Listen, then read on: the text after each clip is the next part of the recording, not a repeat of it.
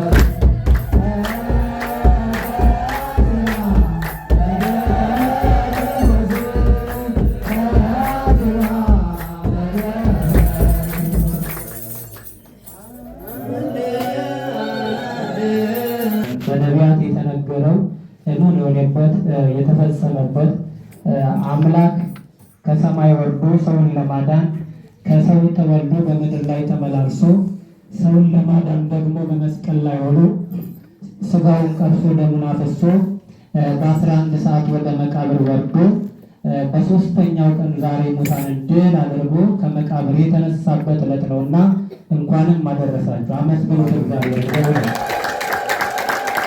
የክርስቶስ መነሳት የእኛ መነሳት ነው። የክርስቶስ ከመቃብር መውጣት የእኛ መውጣት ነው። እሱ ከመቃብር እስከሚነሳ ድረስ የትኛውም ከቀድሞ አባቶቻችን አበው ነቢያት መካከል መቃብርን ድል አድርጎ የተነሳ የለም። ታዲያ ይህንን ሲናገር ነው ቅድም ዲያቆናቱ በመዝሙረ ዳዊት ላይ የተመዘገበውን ቃል እግዚአብሔር ከእንቅልፍ እንደሚነቃ ሰው ተነሳ፣ ከእንቅልፍ እንደሚነቃ ሰው ተነሳ፣ የወይን ስካር እንደተወው ሰው ነቃ ይላል። እንግዲህ በእንቅልፍ የተያዘው ሰው ቀስቃሽ ያስፈልገዋል። ወይንም የጠጣ ሰው የሚተኛ ወይን ስለጠጣ ነው። እግዚአብሔር ግን እንደዚህ አይደለም። ሞቱን በፍቃዱ ነው ሞቶ የተኛው። ሲነሳም ደግሞ ማንም አይደል ማንም ተነስ ብሏል። ልክ እንደ አልዓዛር መቃብር አፈረመሰውለት ድንጋዩን አንከባለውለት አይደለም፣ በፍቃዱ ተነሳ። ይህንን ደግሞ ቅድም በወንጌሉ ላይ ሲነበብ ሰምታችኋል። እነዛ ሁለቱ ሴቶች በእኩለ ሌሊት ወደ መቃብሩ ሄዱ። ሲነጋገሩ የነበሩት በሰዓቱ ምን እንደሆነ ታውቃላችሁ? በመቃብሩ ላይ ተቀብሮ የነበረው ድንጋይ ታላቅ ነው፣ ያንን ማን ያነሳልናል እያሉ በመቃብሩ ላይ ስለወደቀው ድንጋይ ነበር እየተነጋገሩ። ሲሄዱ ግን መቃብሩ ላይ ሲደርሱ ያ ድንጋዩ ተንከባሎ መቃብሩ አፉን ከፍቶ ወደ መቃብሩ ስፍራ ሲሄዱ እንደው በመቃብሩ በራስጌውና በግርጌው በኩል ያልጠበቁት ነገር የሰማይ መላእክት ነጩን በፍታ ልብስ ለብሰው ልብሳቸው ሰውነታቸው እንደ በረዶ የሚነጻ ለዓይን የሚያንጸባርቅ ነጭ ልብስ ለብሰው ቆመው ታዩአቸው። እናንተ የገሊላ ሴቶች ለምንድን ነው ሕያውን ከመቃብር ስፍራ የምትፈልጉ? እሱ እኮ ቀድሞ እንደነገራችሁ ከመቃብር ተነስቷል፣ ዛሬ የለም በዚህ። ሂዱና እንደው ለደቀ መዛሙርቱ ቀደማችሁ ንገሯችሁ።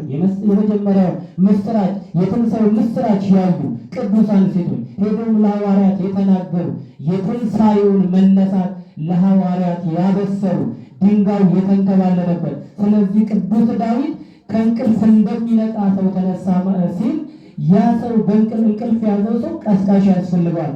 እግዚአብሔር ግን ድንጋዩን አቀባሉልኝ ሳይል ኢየሱስ ክርስቶስ መግነዙን ፍቱልኝ ሳይል አፈሩን ደግሞ ማሱልኝ ሳይል በራሱ ስልጣን ተነሳ። ይህንን በዓል ነው እና የምናከብረው። እንኳን በድጋሚ ያደረሳችሁ አደረሰን በእውነት።